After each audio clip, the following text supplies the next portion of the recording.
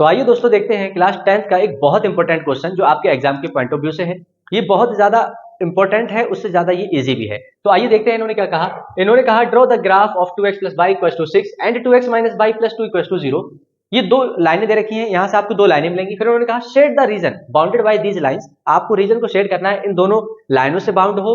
And x axis और x axis means तीन लाइनें बन रही है। यहाँ पर आपकी एक एक्स एक्सिस लाइन है, दो लाइनें ये हैं, तीनों से बाउंडेड जो रीजन होगा उसको शेड करना है। Find the area of the shaded region, और आपको उसका रीजन, उस रीजन का एरिया बताना है।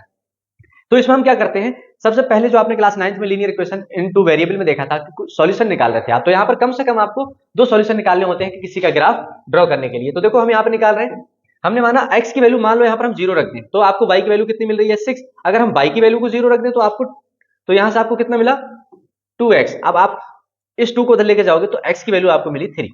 सेम आपने देखा कि यहाँ पर आपको ऐसे करना है, जब आपने x की वैल्यू को 0 रखा तो यहाँ से माइनस कटा और y की वैल्यू कितनी मिल रही है आपको 2। सेम आपने क्या किया कि जब y को 0 रखा तो यहाँ से आपको x की वैल्यू मिल रही है -1। जो पॉइंट मिले हैं इसको आप रिप्रेजेंट करेंगे अपने ग्राफ पर। अगर हम इसको देखें तो x की वैल्यू 0 थी तो y 6 था, x की वैल्यू 0 आपकी y एक्सिस पर होती है तो y की वैल्यू कितनी 6। पॉइंट आपको यहां मिला। जब x की वैल्यू 3 थी तो y 0 था, जब x की वैल्यू 3 थी तो y 0 था। इन दोनों को पॉइंटों को मीट कराते हुए आपने एक लाइन ड्रॉ कर दी। फिर इस पे आप लिख भी सकते हो, ये आपका क्या है 2x plus Y equal to 6 की लाइन है। फिर आपने देखा सेकंड वाले के लिए, इन्होंने कहा जब x 0 था तब y कितना था 2 था, जब x 0 था तो y 2 था। जब x 0 कहां पर है, यहाँ सॉरी x 0 आपका होगा y एक्सिस पर और y कितना था 2।